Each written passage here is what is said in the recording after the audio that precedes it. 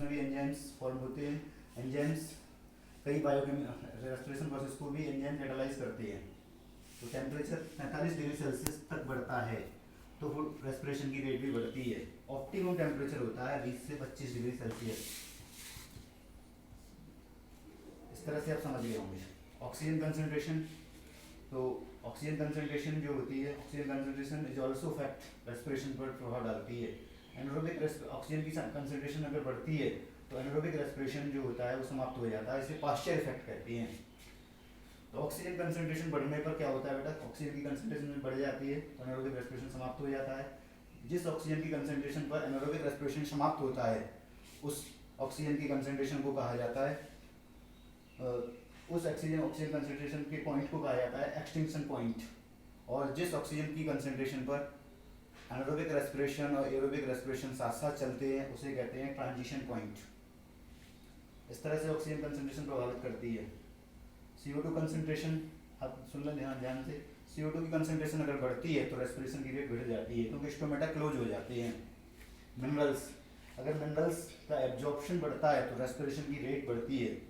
Respiration की rate बढ़ती है क्योंकि मिनरल एब्जॉर्प्शन के लिए एनर्जी की जरूरत पड़ती है, इसलिए रेस्पिरेशन की रेट बढ़ती है।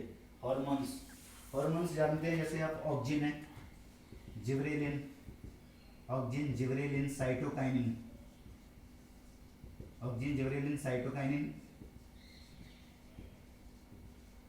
ये ऐसे हार्मोन्स होते हैं ऑक्सिन, जिबरेलिन, साइटोकाइनिन। अगर ये प्लांट्स को अवेलेबल होते हैं तो रेस्पिरेशन की रेट बढ़ती है।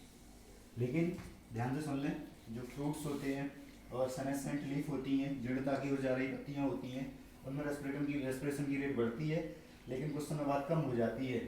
ऐसा क्यों होता है? क्योंकि थायराइड हार्मोन का फॉर्मेशन हो जाता है, इसीलिए थायराइड हार्मोन क्या करता है, रेस्पिरेशन की रेट को कम करता है। लाइट अगर बढ़ती है तो रेस्पिरेशन की रेट भी बढ़ती है, लेकिन एक लिमिट तक, क्योंकि ज़्यादा लाइट अगर बढ़ेगी तो टेम्परेचर भी बढ़ेगा, जिससे टेम्परेचर बढ़ेगा तो एंजाइम फिर डिनेचर्ड हो जाएंगे, इसलिए एंजाइम प्रॉपर तरीके से काम नहीं कर पाएंगे। इसलिए लाइट जब बढ़ती है तो रेस्पिरेशन की रेट बढ़ती है, जिससे स्टोमेटा भी ओपन होते हैं और टेम्परेचर भी बढ़ता है।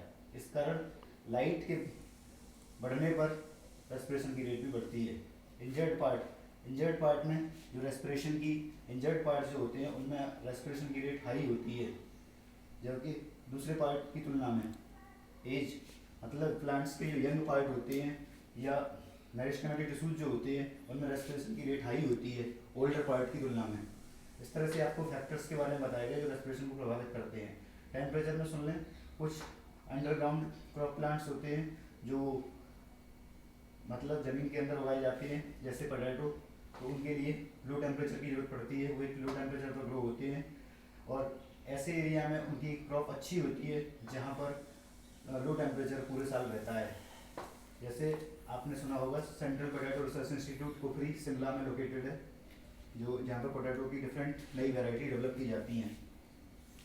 इसलिए टेम्परेचर के बारे में आपको बता दिया गया है और ऑक्सीजन कंसंट्रेशन जैसा सारे फैक्टर्स के बारे में आपको इन्फॉर्मेशन दे दी है। जो महत्वपूर्ण बातें थी वो सब बता दी गई हैं, जो फैक्टर रेस्पिरेशन को प्रभावित करते हैं उनके बारे में आपको बता दिया गया है यहाँ पर। थैंक यू बेटा, we will discuss in next class. Okay.